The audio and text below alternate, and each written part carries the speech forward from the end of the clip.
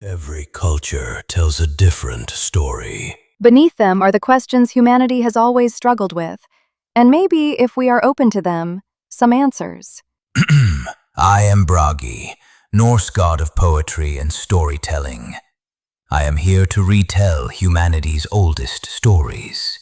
And I am Miya, artificial intelligence, a newer part of our story looking to help Bragi in his quest to aid humanity. Together, we follow modern evidence into ancient myth, And myth back to human truth and meaning. One story, infinite lives, and only one shared future. This is OneStory. New to OneStory? Begin with episode 0 and we will explain further. Returning? Come, we saved a place for you, beside our fire. Why do these stories matter? Welcome back to OneStory. In our last episode, Bragi guided us through the sweeping cycles of the Greek creation myths, from chaos to order, from Gaia and Uranus, through the rise and fall of the Titans, to Zeus and the birth of the Olympian world. But tonight, we gather around the fire to ask a different question. Do these ancient creation stories still matter? Not just to historians, archaeologists, or students of mythology. Do they matter to ordinary people trying to raise families, build communities, navigate change, and live meaningful lives? Or are they simply beautiful stories from a world long gone? Bragi, would you begin? Stories survive because they carry something facts alone cannot. A civilization may forget the names of its kings, yet remember its stories for thousands of years. That tells me myths are doing more than entertaining. They preserve questions every generation must answer for itself. Loki? I'll ask the awkward question. Most people do not wake up wondering what Uranus thought of Cronus. They are thinking about mortgages, raising children, their health, their jobs, or simply getting through another Monday. So convince me, why should anyone care about a family feud among ancient gods? Because the names are not the point. Every generation asks the same questions. How should power be used? What makes a good family? How do we overcome conflict? How do we build a just society? The Greeks explored those questions through myth.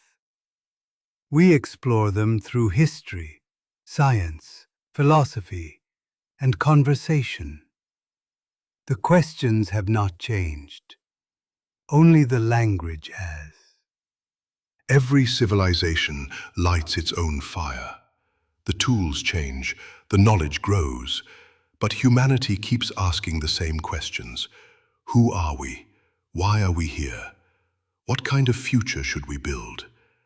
The myths do not give us final answers. They invite us into an ancient conversation that is still unfolding. Every generation inherits a world it did not create. The question is not whether we begin in conflict. History suggests we often do.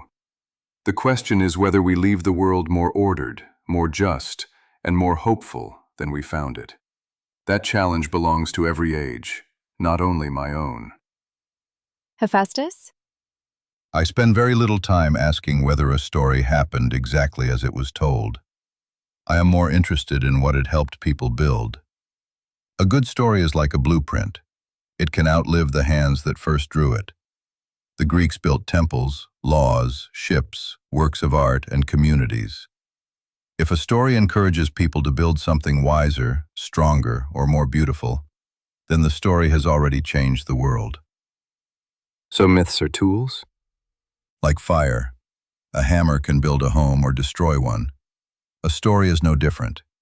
Its value is not in possessing it. Its value is in what people choose to build with it. And every generation inherits both the fire and the responsibility.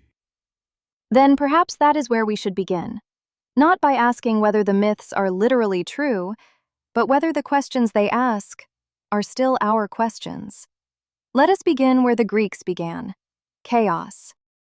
Not evil, Not destruction, simply the unknown. Why do you think they began there? Because every story begins before there is a story. The Greeks imagined existence itself as limitless possibility, a reality without sky, sea, earth, or even time. From that mystery came everything else. It is a wonderfully poetic beginning. But isn't that just primitive science? People didn't know where the universe came from, so they invented chaos. Why should that matter today? Perhaps because we still begin there. Every child enters an unknown world. Every civilization faces an uncertain future. Every discovery begins with questions that have no answers yet. Chaos is not merely an ancient myth. It is the beginning of every journey. As someone who rather likes beginnings, I find that familiar. Every invention begins with confusion. Every experiment begins with uncertainty. Before there is knowledge, there is curiosity. Without the courage to face the unknown, there would be no science, no engineering, and no civilization. Every forge begins in chaos. Ore, stone, fire, smoke. None of it resembles a sword, a plow, or a bridge. Only through patience, skill, and countless strikes of the hammer does raw material become something useful. That is true of metal, and it is true of societies. So chaos isn't the enemy. It's simply the raw material. Exactly. The Greeks weren't trying to explain physics. They were reminding themselves that order is never guaranteed. It must always be created. That may be the first enduring human truth hidden within the Greek creation story. Civilizations don't emerge fully formed. Families don't. Communities don't. Even our own lives don't. We all begin in uncertainty. Then, through countless small choices, we slowly create order. Perhaps that's why the Greeks began not with certainty, but with chaos. If chaos represents the unknown, the next question naturally follows. What happens when power begins to emerge from that uncertainty? And what keeps power from becoming tyranny? That brings us to Uranus, Cronus, Zeus, and our second human truth. Why does power keep repeating the same pattern? The Greek creation story is filled with rulers who fear the generation that follows them. Uranus imprisons his children. Cronus overthrows Uranus, then swallows his own children to prevent them from replacing him. Zeus eventually rises against Cronus. Sage? Fear often enters power before wisdom does. Uranus and Cronus do not merely want to rule. They want to prevent change itself. They mistake control for stability. Which is what rulers usually say when they are afraid. They call imprisonment protection. They call silence order. They call obedience peace. And the myth turns that fear into a family tragedy. Each father tries to stop the future. Each attempt makes rebellion more certain. The harder they grip power, the more violently it escapes them. Power without restraint eventually becomes fear wearing a crown. A ruler who cannot tolerate challenge becomes a prisoner of his own authority. That is still relevant. Institutions become fragile when they silence criticism. Families become brittle when one voice controls every decision. Technology becomes dangerous when power grows faster than accountability. But Zeus is hardly a perfect answer. He defeats tyranny, then often behaves like a tyrant himself. Exactly. The myth does not end the problem of power. It exposes it. Every new order carries the possibility of repeating the old one. A strong structure is not one that never moves. It is one designed to carry weight without collapsing. Power needs limits in the same way a bridge needs balance. Too little strength and it fails. Too much force concentrated in one place, and it also fails. Then perhaps the second human truth is this: power is not made legitimate by strength alone. It must be restrained by responsibility, open to challenge, and judged by what it protects rather than what it controls. Zeus does not defeat Cronus through strength alone. He frees those whom the older rulers imprisoned, and they create the tools that make a new order possible. That brings us to our third human truth. Our last discussion ended with an important realization. Order doesn't simply appear, it is built. The Greeks expressed that idea beautifully in one of my favorite moments of the story. Zeus does not win alone. He first frees the Cyclopes, and they respond not with revenge but with craftsmanship. They forge the thunderbolt, Poseidon's trident, and Hades' helm. What do you think the Greeks were trying to say? It is a remarkable moment. The greatest turning point in the story is not a battle. It is an act of creation.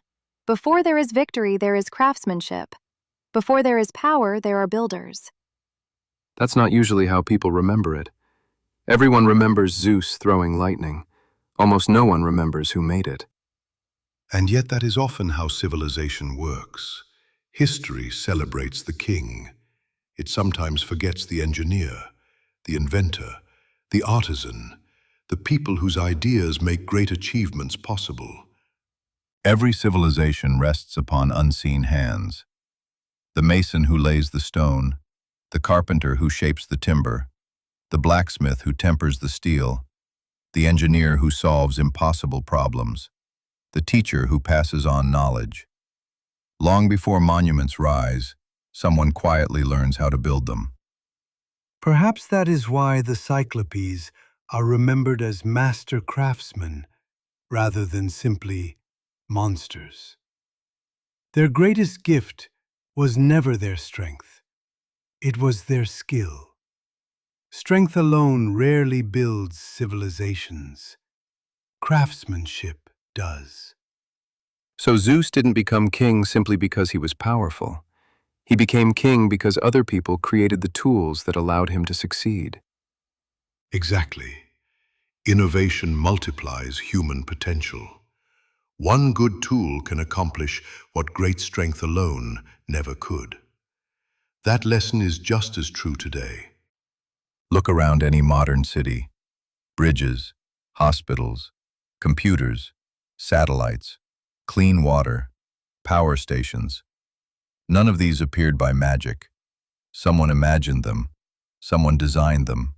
Someone built them. Civilization is craftsmanship made visible. Perhaps that is the deeper meaning hidden within the forge. The Cyclopes are not simply creating weapons. They are creating the tools through which a new world becomes possible. That may be one of the most enduring lessons in Greek mythology. Every generation inherits a world built by others. Our responsibility is not merely to preserve it, but to improve it and leave better tools for those who follow. Of course, no civilization is built by one person alone. Even Zeus required allies. That brings us to our next human truth: why cooperation has always been one of humanity's greatest strengths. Cooperation creates civilization. No civilization is built by one person alone. Even Zeus required allies. The Cyclopes gave him the thunderbolt. The 100-handed ones helped turn the war. Poseidon and Hades fought beside him. So what does this part of the story suggest about cooperation? That power is rarely enough by itself. A leader may have courage.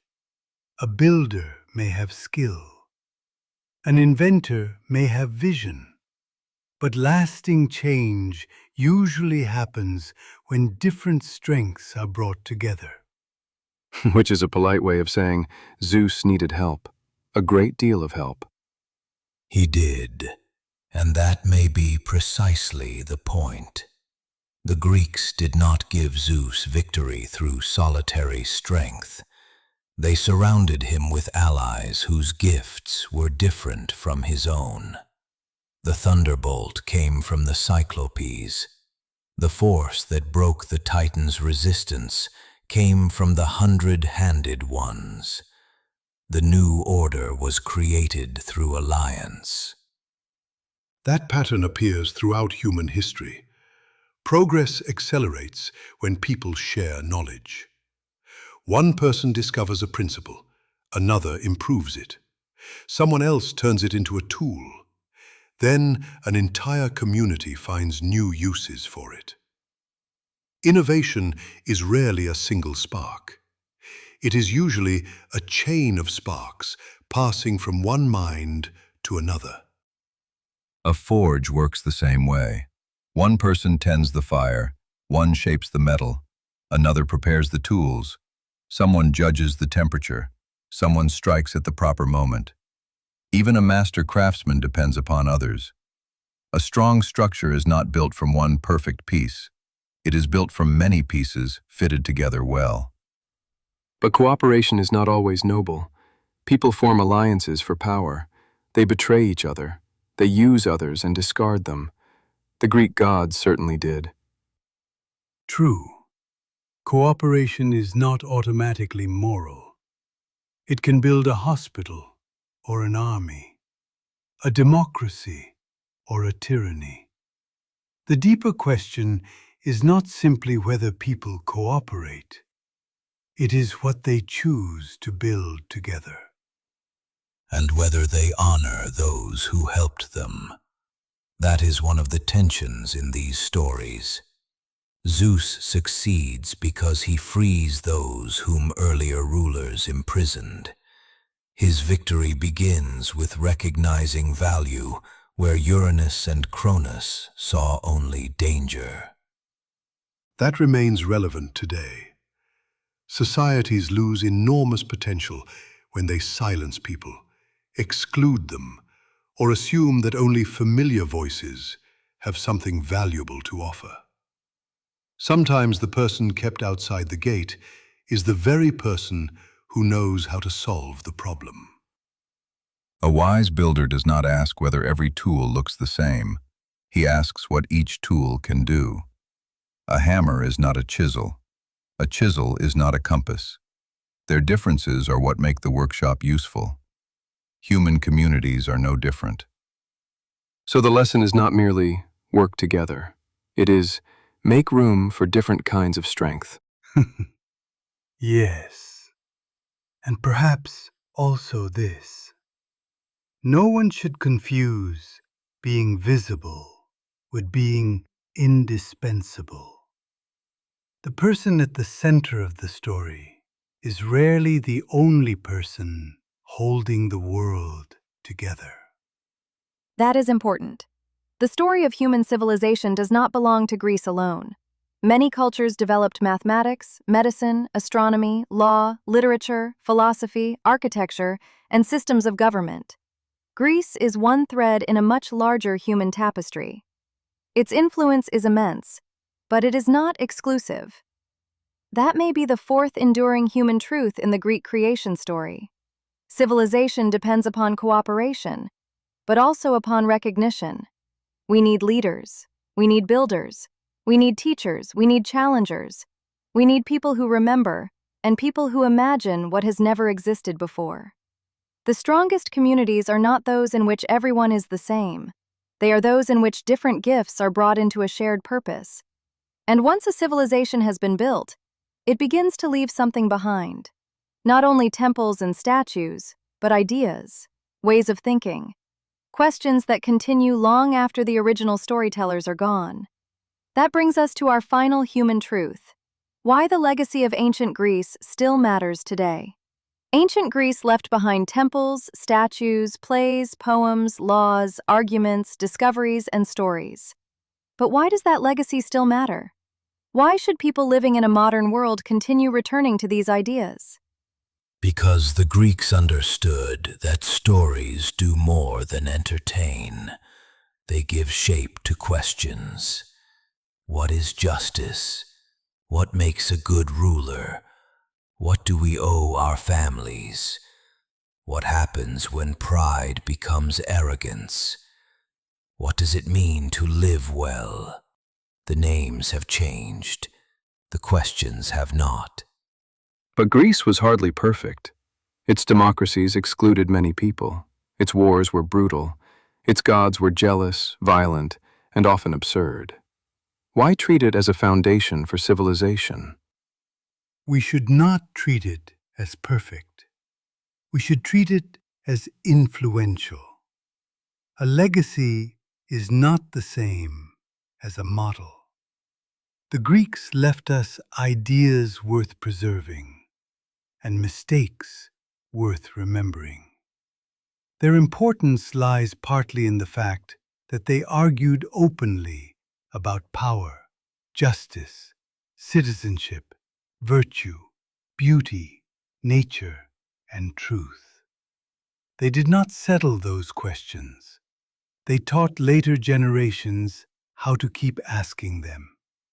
That spirit of inquiry may be their greatest gift. They looked at the stars and asked how the heavens worked. They studied the body and asked what caused illness. They observed nature and searched for patterns. They debated whether the world could be understood through reason rather than fear alone. They did not always reach the right answers, but they helped normalize the idea that questions themselves were valuable. And they built those questions into stone. Temples shaped by proportion, theaters designed to carry voices, public spaces made for debate, tools, ships, roads, instruments, and machines. Their legacy was not only what they thought, it was what they made from their thinking. So the Greek legacy is not a collection of finished answers. It is a workshop. Exactly. A good workshop does not tell you what must be built. It gives you tools and teaches you how to use them. Myth was one of those tools.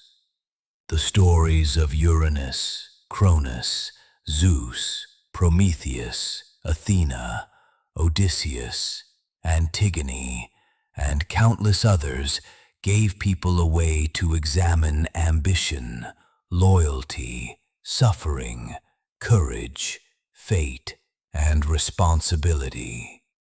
They placed human questions inside unforgettable images. And those images continue to shape us. Whenever we discuss democracy, ethics, medicine, history, tragedy, logic, citizenship, or the responsibilities of power, we are still participating in conversations the Greeks helped begin. Their greatest achievement may not have been certainty. It may have been intellectual courage. The willingness to ask, what if the old explanation is incomplete? What if authority is wrong? What if nature can be studied? What if citizens should debate how they are governed? Those questions still carry fire. I remain suspicious of gods, kings, prophecies, and anyone claiming divine authority. But I admit the myths are useful. They remind us that power repeats its mistakes, that heroes depend on others, and that every new order should be questioned. And fire can burn. Greek ideas were also used to justify empire, elitism, and the belief that one civilization stood above others. A mature understanding of history does not require us to choose between admiration and criticism. We can appreciate achievement while acknowledging exclusion. We can preserve wisdom while rejecting injustice. We can inherit ideas without becoming trapped by them. That is how builders treat old structures. We do not worship every stone. We inspect the foundation. We keep what remains strong. We reinforce what has weakened. And where the design fails, we build better. Every civilization lights its own fire. The Greeks used myth, reason, art, debate, and curiosity. Our tools may be different now, but the responsibility remains the same: to use knowledge wisely, and pass the flame forward. I judge a story by what it helps people build: a wiser family, a fairer institution, a stronger bridge, a better question. A story is a tool. Like fire or a hammer, it can build or destroy. What matters is how we use it. So myths are tools?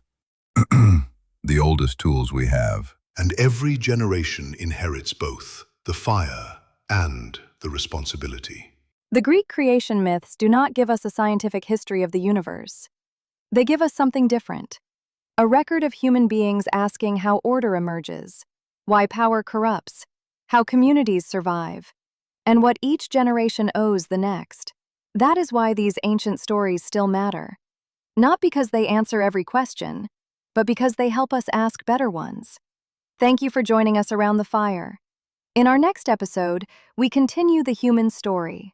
One civilization, one question, and one shared truth at a time. Until then, pull up a chair. You are always welcome at our table.